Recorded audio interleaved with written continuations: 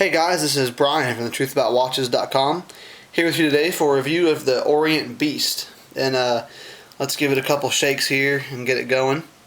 This watch is pretty large, but I will say, as compared to something like a Seiko tuna can, it does wear a lot smaller. I'm not really sure why that is. The bracelet's probably got something to do with that.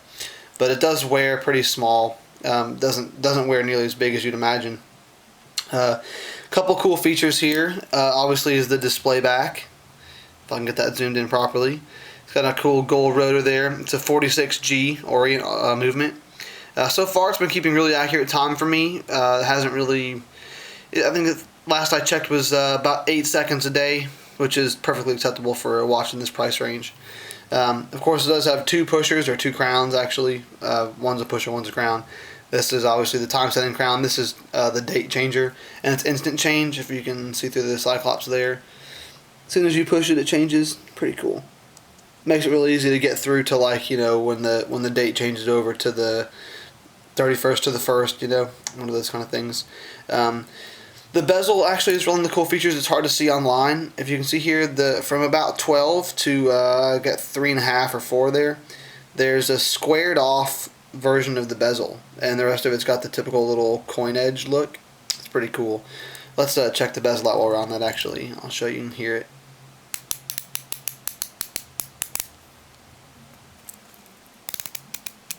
It's a pretty good bezel. I'd say it's fairly tight. Nothing near like an Orient Mako, but it does stop on most of the tick marks, and it does line up at 12.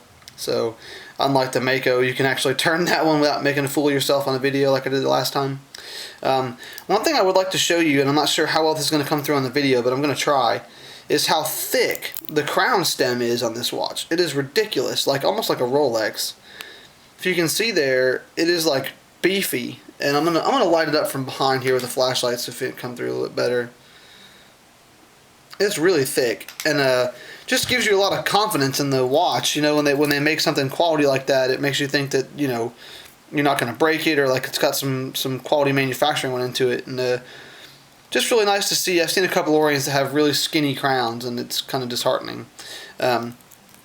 Case is pretty thick. It's got a really nice little rounded lug design to it. Makes it wear really well on your wrist. And of course on this side the shroud is the same way, except it continues a little bit higher here. Again, much the same design as like a Seiko tuna. As you can see here, it's got hollow end links, a little bit irritating.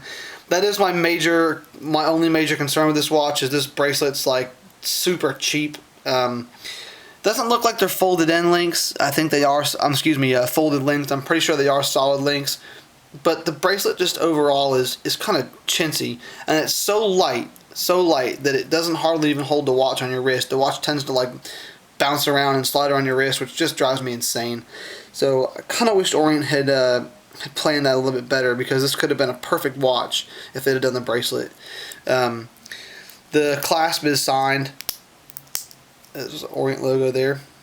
It's actually not bad. Just the bracelet again, the bracelet kind of does this watch in as far as the total package goes. But the watch itself is really great. The movements, like I said, is pretty accurate. It does have the 12 o'clock power reserve, which is really cool.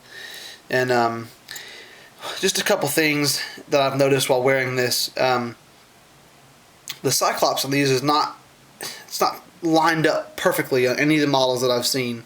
It's a little bit irritating for me because I'm really OCD. So if you're one of those people that's like me that kind of gets finicky about stuff like that, it might, you know, get you a little upset like it does me. But I wouldn't say it's anything to discourage you from buying the watch. Just kind of have a heads up before you buy it, so you're not surprised when you get it in the mail. I'm not really sure how well you guys can see this. It seems like it's blurring out. The dial is actually like multi-textured. The inside of the dial has got a little wave pattern on it, and the power reserve has like a little wave pattern on it too. It's actually pretty cool. It probably won't be visible at all from this, but it's just a neat touch, and kind of sets the dial off a little bit when you look at it in person. The hands remind me of like something like an Alba diver's watch, and they're really the best part of this watch as far as the Lume is concerned. So let's go ahead and fire that up real quick. And I'm using my 3-watt LED. I do have to say the Lume compound in this watch is a little bit disappointing. Like I said, the hands and the power reserve indicator are fine, but the markers are really I don't want to say chintzy, but it may just be because this is an older model. I don't know, but it's really not that great. It does stay lit for a long time, like 2 or 3 hours, but it's just really not bright at all. So let me get the lights killed here.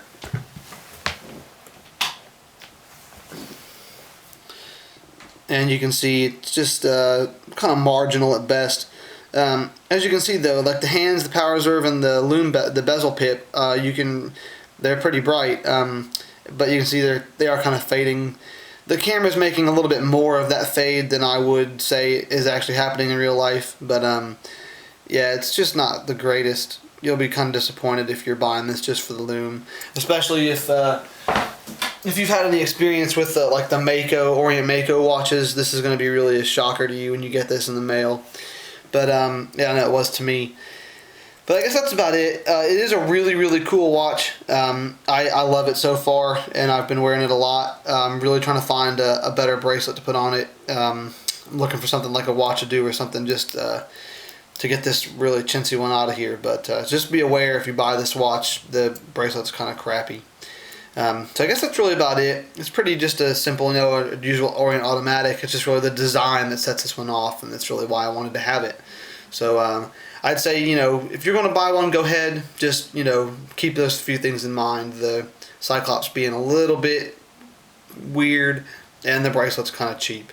But if you can live with those things, I paid $150 for this one, which I feel is totally reasonable for a shrouded diver that looks this cool. So no issues here on this end, and I'll replace the bracelet and be perfectly happy.